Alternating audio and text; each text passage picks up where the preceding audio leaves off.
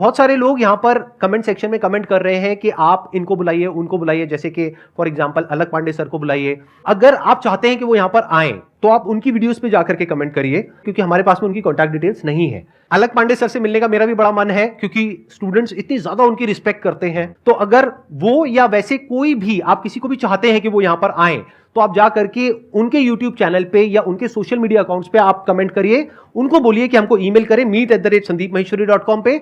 वो जैसे हमको ईमेल करेंगे, हमारी टीम उनको कांटेक्ट करेगी और वो यहां पर आएंगे। आज हमारे पास में गेस्ट आए हुए हैं, पीछे भी वो बैक स्टेज में है। वो काफी पॉपुलर मोटिवेशनल स्पीकर हैं। उनके 6 मिलियन से ज्यादा सब्सक्राइबर्स हैं यूट्यूब पर। आई एम श्योर आपने उनकी वीडियो कहीं ना कहीं जरूर देखी होगी। Let's give an energetic and warm welcome to the one and only Himesh Madan.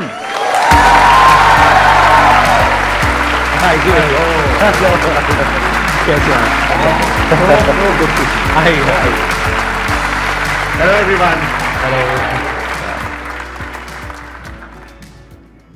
मैं पहले बिलीव कर लूं, this is happening in real, right? 100%। एक चीज मैं हमेशा कहना चाहता था कि जब भी आपसे मिलूंगा, क्योंकि कहीं ना कहीं पता था एक दिन जरूर मिलूंगा, पता नहीं था सीधा स्टेज पे ही मिलूंगा।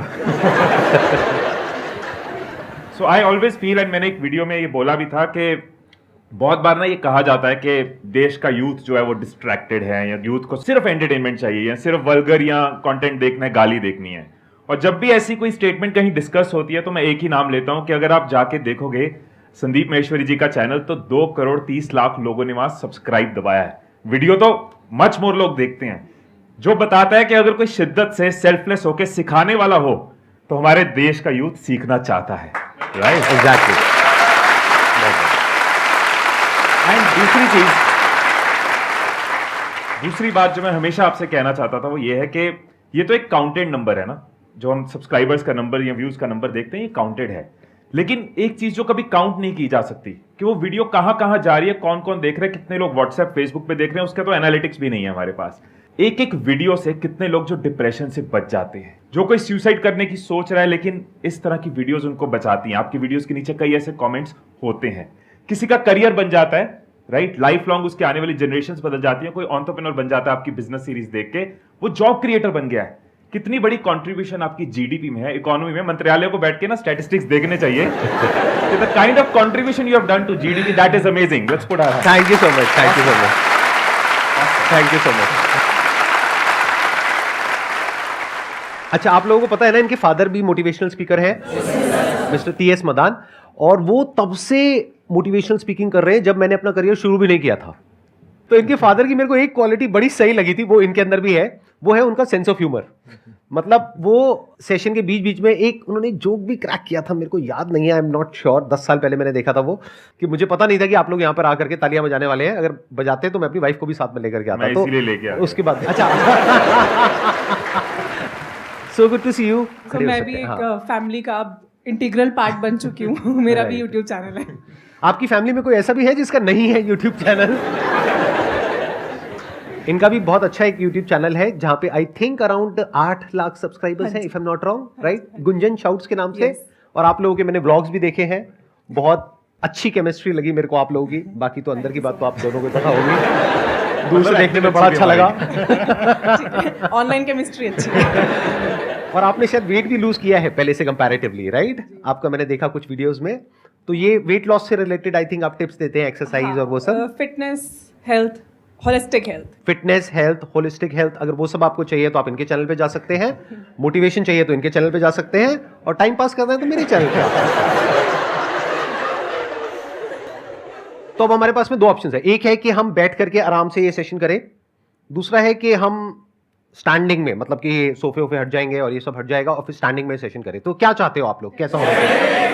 कितने हैं सिटिंग वाले, एक बार हाथ ऊपर करो। कितने चाहते हैं स्टैंडिंग सेशन होना चाहिए? सब चाहते हैं? अरे क्या बात है, तो फिर ये हटाते हैं ये सब। अब आप लोग तरह तरह के अपने जो भी क्वेश्चंस हैं वो पूछ सकते हैं। सर मैं आप दोनों की बहुत बड़ी फ़ैन हूँ और दोनों ही मोटिवेशनल स्पीकर्स हैं। तो मतलब जब भी लाइफ में या फैमिली में कुछ भी इश्यूज आते हैं तो हम लोग आप दोनों के चैनल पे ही जाते हैं। सर जैसे मैं अपने जॉब वगैरह करती हूँ तो अप एंड डाउन्स आते हैं, लाइक कोई असाइनमेंट डिले हो गया या फिर कोई असाइनमेंट अच्छा हो गया। लेकिन जैसे कोई पास्ट में चीज़ हो जाती है ना, तो प्रेजेंट में मैं उस पास्ट चीज़ से कनेक्ट रहती हूँ। मतलब वो प्रेजेंट मोमेंट इंजॉय नहीं कर पाती हूँ। तो वो कैसे हम प्रेजेंट मोमेंट में रह सकते हैं और उसको ओवरकम कर सकते हैं पास्ट की चीज़ों को। एक चीज मेरा ना जनरली एक तरीका रहता है, मुझे ऐसे पसंद है क्योंकि सवाल पूछते तो मैं वापस सवाल पूछता हूँ। आप एक बात बताओ कि अगर आप कहीं जा रहे हो और रास्ते में आपकी गाड़ी जो है वो खराब हो गई, राइट, तो आप क्या करोगे उस केस में? ऑब्वियसली सर उसके लिए मैकेनिक बुलाओगे, या अगर कुछ खुद आता है तो ट्राई कर लोगे, वरना मैकेनिक बुला लोगे। टायर पंक्चर में भी यू कैन ट्राई और यू कैन कॉल समवन। ऐसा तो नहीं है कि गाड़ी खराब हो गई तो वहीं पे एक बिस्तरा लगाओगे, वहीं पे तकिया लगाओगे, खाना वाना मंगवाओगे कि आज से घर यही है, आज से सड़क के बीच में ही रहेंगे। ऐसा तो नहीं है। हम जो चीज अपनी रेगुलर लाइफ में करते हैं ना, वही हम अपनी मेन चीजों में भूल जाते हैं। अगर गाड़ी खराब हो गई, हम ये नहीं कहते कि अब यही रहना है, इसी थॉट में जीना है, इसी को अपना घर मानना है। हम ये सोचते हैं कि यहाँ पे क्या एक्शन है, क्या रेजोल्यूशन है, बिकॉज हम उसके साथ उतना इमोशनली लिंक्ड नहीं है। बट खुद के साथ हम बहुत हार्ड होते हैं, खुद के साथ हम बहुत प्रेशर लेते हैं। तूने ये क्यों कर दिया, तूने ये पास्ट में क्यों कर दिया। यहाँ पे बहुत जरूरी है कि अपने थॉट्स को देखो कि हम इतना हार्ड क्यों है। सेल्फ लव के साथ हमारी ग्रोथ की स्पीड हमेशा ज्यादा होगी वर्सेस सेल्फ हेटेड। अगर हम अपने दोस्त बन के चलते हैं कि कोई बात नहीं, हो गया, दैट्स फाइन, बहुत बड़ी लाइफ है, और कल की जो छोटी छोटी चीजें हैं ना, वो फ्यूचर में आपको पीछे देख के हमेशा हंसी आएगी। आज 1 साल पुरानी है तो कम हंसी आएगी, 10 साल बाद आपको लोगे किस चीज पे परेशान थे। सो जहां गाड़ी खराब हुई है, हमने एक्शन लेना है और आगे चलना है। सिमिलरली लाइफ में पीछे की चीजों की वजह से रुकना नहीं है, we have to move forward. Let's give a big hand for him. बहुत अच्छी बात बोली उन्होंने। अब मैं भी यहां पे थोड़ा सा ऐड करता हूं। आपकी प्रॉब्लम यह है कि प्रेजेंट मोमेंट में रहना है। प्रेजेंट मोमेंट में आप नहीं रह सकते हो। आपको क्या चाहिए? फ्यूचर में एक गोल चाहिए। अगर वो नहीं होगा तो पास्ट आपको घेर लेगा। There must be something to look up to, कि सुबह जब आप उठते हो तो ऐसा नहीं हो सकता कि आप उठे और प्रेजेंट मोमेंट में बस अपनी ब्रेथ को देखते चले जा रहे हो और खुश हो रहे हो, वाह वाह वाह वाह, I am alive, I am alive, alive. नहीं, ऐसा नहीं होता है। तो आपको क्या चाहिए? जब सुबह उठे तो एक रीजन चाहिए उठने का और आज काम करने का। वो काम किसके अकॉर्डिंग होना चाहिए? फ्यूचर में जो आपका गोल है उसके अकॉर्डिंग। और उस गोल को भी आप ब्रेक डाउन कर सकते हैं छोटे छोटे पार्ट्स में। मे बी अगर 2 साल बाद का कोई गोल है, 5 साल बाद का कोई गोल है, तो उसको ब्रेक डाउन कर दो छोटे छोटे गोल्स में। मतलब कि अगले 1 महीने में क्या करना है, अगले 1 हफ्ते में क्या करना है, आज क्या करना है। तो जब आपको पता होगा ना आज क्या करना है, जैसे आज सुबह हमें यहां पर ये करना था, लेकिन ये नहीं पता था कि खड़े होकर के करना था, ये पता था कि बैठ करके करना था। इसका मतलब कुछ और तो नहीं निकल रहा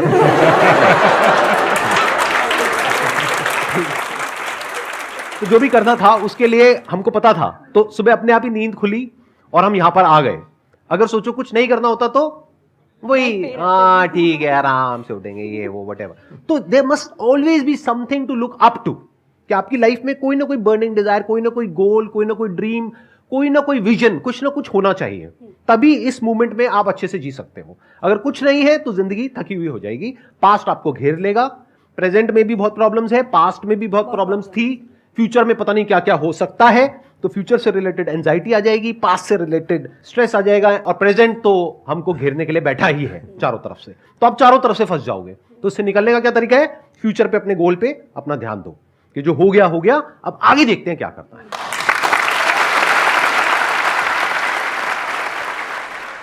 सर मैं आगे जाके अपना एक फूड स्टार्टअप स्टार्ट करना चाहता हूँ। मेरा ये विज़न है सर कि मैं एक स्टॉल से स्टार्ट करूँ और उस कंपनी को 5 करोड़ 10 करोड़ तक लेके जाऊँ। बट सर प्रॉब्लम ये आती है कि कहीं पर भी है ना, स्टेप बाय स्टेप प्रोसेस नहीं है, जिसको बोलते हैं ना अटेंशन टू डिटेल, मतलब कि पहले ये फिर ये फिर ये। तो सर उस पर स्टेप बाय स्टेप प्रोसेस है या नहीं है, इस चीज की वेट करने में किसका नुकसान हो रहा है?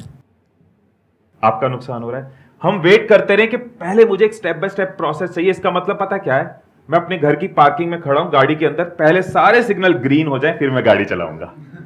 वो नहीं होगा। आपको ट्रेनिंग लेते रहना है, सीखते रहना है, मेंटोर से सीखते रहना है, वीडियो से सीखते रहना है, लेकिन आपको एक्शन साथ साथ लेते रहना है, because biggest teacher is action.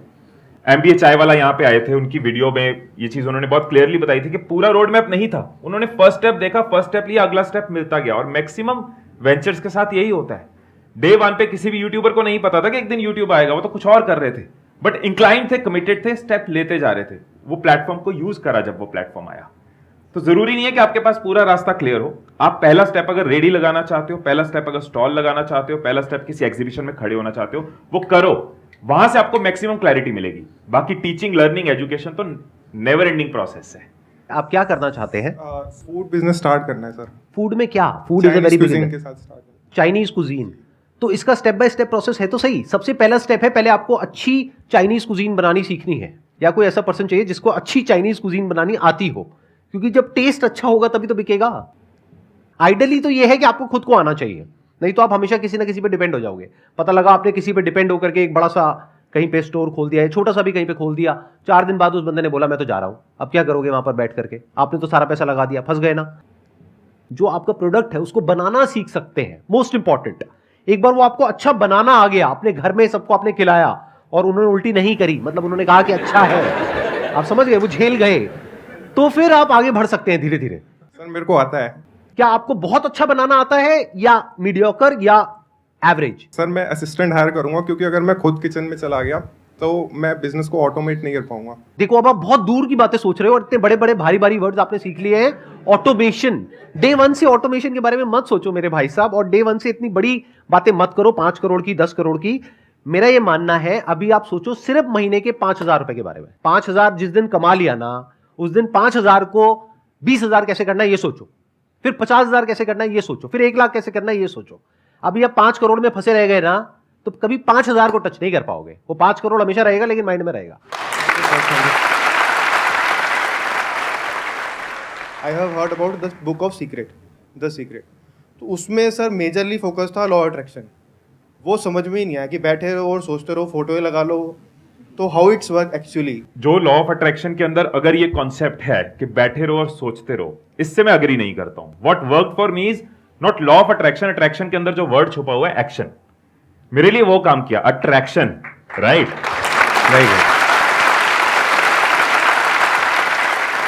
अगर हम कॉन्सेप्चुअली देखें, अगर आप किसी चीज के बारे में हर रोज शिद्दत के साथ सोच रहे हो, उसके बारे में बिलीफ रख रहे हो, उसके कॉम्प्लीमेंटिंग एक्शन ले रहे हो, गिव अप नहीं कर रहे, अपने आप को हमेशा थ्रू आउट पॉजिटिव रखते हो, अपना वो बिलीफ पॉजिटिव है, आपको वो बिलीफ है कि मैं करूंगा, और उसके लिए आप सीख रहे हो, लर्न कर रहे हो, एक्शन ले रहे हो, कंसिस्टेंट हो, कमिटेड हो, उसके बाद आपको रिजल्ट मिलते हैं। अब इसको अगर लॉ ऑफ अट्रैक्शन कहें तो लॉ ऑफ अट्रैक्शन कहना है, कह सकते हैं। अगर इसको मैं लॉ ऑफ एक्शन बोलूं तो ये लॉ ऑफ एक्शन भी यही है। Think about something, believe in that, take consistent action, keep learning, you will fall, you will rise, gradually you will grow. मेरे लिए लॉ ऑफ अट्रैक्शन के अंदर बिलीव करके बैठ जाना इज नॉट द सोल्यूशन, मेरे लिए action is the solution.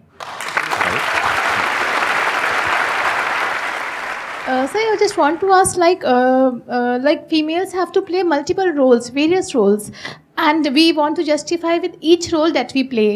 So sometimes it happens that we are playing a role of a working woman, and our mind is like at our kid, or when we are with our kid, like on a family holiday. Sometimes some like office calls is coming, and our mind is at our office.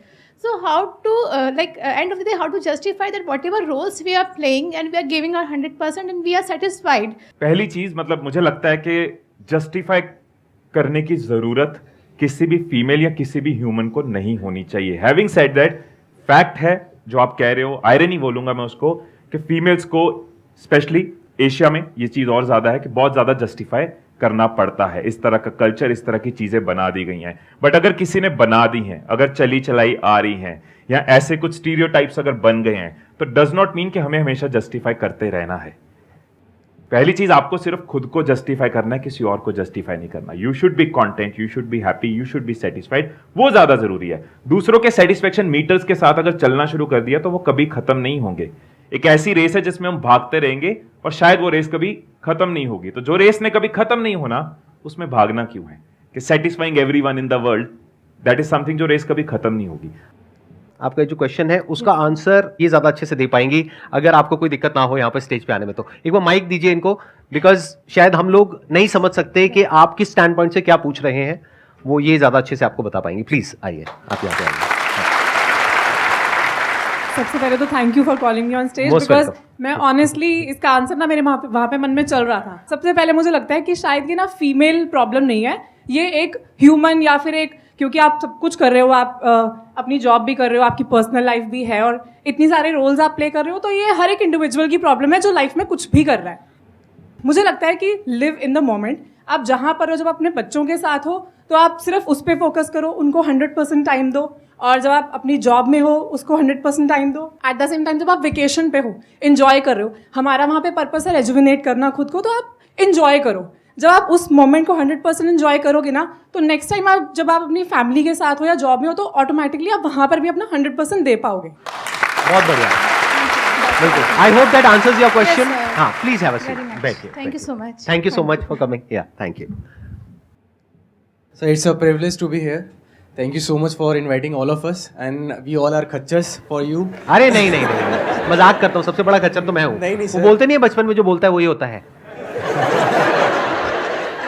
तो मैं अगर सबको बोलता हूँ तो मैं ही खच्चर हूँ। हाँ, नहीं सर, हम सब खच्चर। अरे नहीं नहीं, चलो आप इतना कह रहे हो तो ठीक है। सर 2012 से मेरी शुरुआत हुई आपके हमारे कोचिंग इंस्टीट्यूट में आपका वीडियो दिखाया जाता था। उसके बाद से सर मेरे को मतलब चैनलाइज करना थॉट्स को वो आने लगा। एंड आज मेरा क्वेश्चन ये है कि सर मैं एक टॉपिक है कैपेबिलिटी, उस पर बात करना चाहता हूँ कि हम लोग कैपेबल कैसे बने। अगर हम कैपेबिलिटी की बात करें तो मेरे लिए जो बहुत काम किया वो मैं जरूर अपने एक्सपीरियंस से शेयर कर सकता हूँ। फॉर एग्जाम्पल पब्लिक स्पीकिंग की कैपेबिलिटी बिल्ड करनी है, या फिर कोई डर है जिसको खत्म करना है। जनरली कैपेबिलिटी बिल्ड करने के पीछे कोई ना कोई फियर है जिसको हमें ओवरकम करना है। तो एक मेथड मैंने पढ़ा था बहुत साल पहले, और अपनी लाइफ में मैंने कई फियर्स को खत्म करने के लिए यूज किया है। वो मेथड बहुत सारे साइकोलॉजिस्ट यूज करते हैं। That is called exposure treatment. जिस चीज के साथ हम खुद को एक्सपोज करते जाते हैं, एक्सपोज करने पे क्या मिलेगा? एक्सपोज से सिमिलर चीज एक्सपीरियंस मिलेगा। Experience comes from exposures. जितना हम एक्सपोज करते जाएंगे उतना हमारा एक्सपीरियंस ऐड होता जाता है, हमारी कैपेबिलिटी बिल्ड होती जाती है, फियर खत्म होता जाता है। फॉर एग्जाम्पल मैं स्टेज पे कॉन्फिडेंटली बोल सकता हूं, मुझे ऑडियंस का फियर नहीं है, लेकिन जिन चीजों में मैं एक्सपोज नहीं हूं उनका तो पूरा फियर है। कोई भी इंसान ऐसा तो नहीं हो सकता किसी चीज का फियर नहीं है। अब मुझे बोलो पैराशूट लेके लैंडिंग करनी है तो मैं भी ये कहूंगा लैंड करा दे भाई, लैंड करा दे, राइट? क्योंकि मुझे एक्सपीरियंस नहीं है। लेकिन जो पैराग्लाइडिंग करता है, जो रोज करता है, जिसने थोड़े थोड़े से शुरुआत करी और आज बड़ी बड़ी ग्लाइड्स कर लेता है, उसको उस चीज का डर नहीं है क्योंकि उसने उसको खुद के साथ वहां एक्सपोज किया है। तो हम जनरली कहते हैं ये हमारी कंफर्ट जोन है, यहां पहुंचना है। मुझे लगता है इसकी जगह कंफर्ट जोन को एक्सपैंड करें, वो चीज ऑटोमेटिकली हो जाएगी। और एक्सपैंड करने के लिए छोटे छोटे एक्सपोजर्स चाहिए। It's like you want to learn swimming, what would you do? आप ऐसा तो है नहीं घर में बैठ के सारा करिकुलम पढ़ लोगे। पहले दिन आपको पानी के सिर्फ पास रखा जाएगा अगर आपको वाटर फोबिया है, अगले दिन बोला जाएगा पानी में सिर्फ टांगे डालो, अगले दिन और बॉडी डालो, अगले दिन शैलो साइड रो, ग्रेजुअली डीप साइड जाओ, फिर स्विमिंग स्टार्ट होगी। It's little exposure. सो जिस भी चीज में आप कैपेबिलिटी बिल्ड करना चाहते हो, what is the first little small exposure जो आप अपने आप को दे सकते हो? कैपेबिलिटी की एक तो कोई डेफिनेशन नहीं है कि जब आप कह रहे हो कोई इंसान कैपेबल है तो मतलब क्या? जैसे कोई क्रिकेट खेलना अभी शुरू हुआ है वो भी कैपेबल है, और जो वर्ल्ड का बेस्ट क्रिकेटर है वो भी कैपेबल है। तो इसके 4 स्टेप्स हैं। पहला है नॉलेज, फिर है स्किल, फिर है एक्सपीरियंस, फिर है लर्निंग। अगर आपको इन्फिनिट तक जाना है तो तब ये चौथे स्टेप तक जाना है। लोग इन 3 में अटक के रह जाते हैं। वो क्या है? नॉलेज, स्किल और एक्सपीरियंस। कोई भी काम आपको करना है जिसमें आपको कैपेबल होना है तो उसके लिए पहले आपको नॉलेज चाहिए। बुक से, यहां से, वहां से, स्कूल से, कॉलेज से नॉलेज मिल गई। अब स्किल चाहिए उस काम को करने के लिए, फिर प्रैक्टिस चाहिए जिसको एक्सपीरियंस बोलते हैं। यहां तक तो लोग पहुंच जाते हैं। इसके बाद चौथे स्टेप पे बहुत कम लोग पहुंच पाते हैं।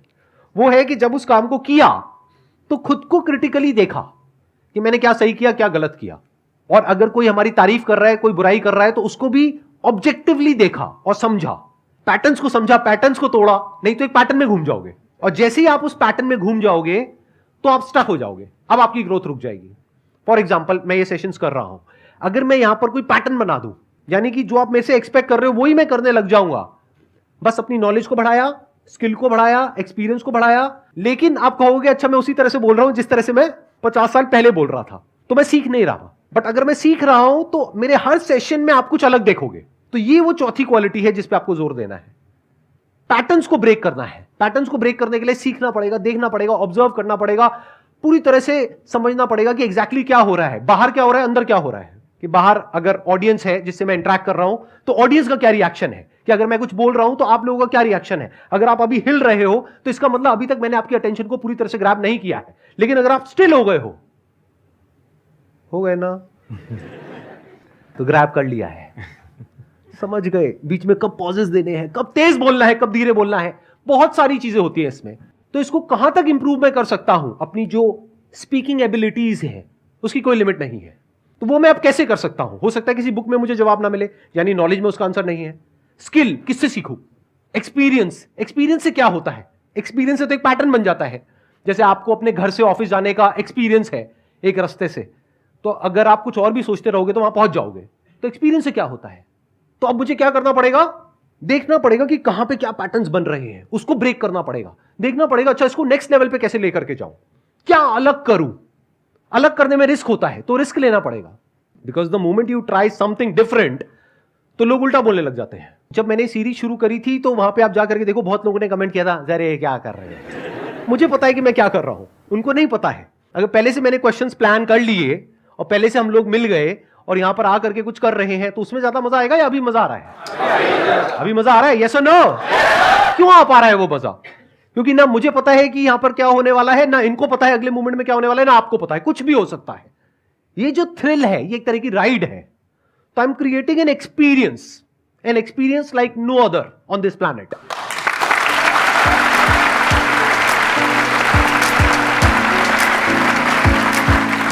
आपके लिए एक छोटा सा गिफ्ट है हमारी तरफ से, हमारी पूरी टीम की तरफ से, हमारी फैमिली की तरफ से। Thank you so much for coming. आप भी आना चाहेंगे स्टेज पर? Thank you so much.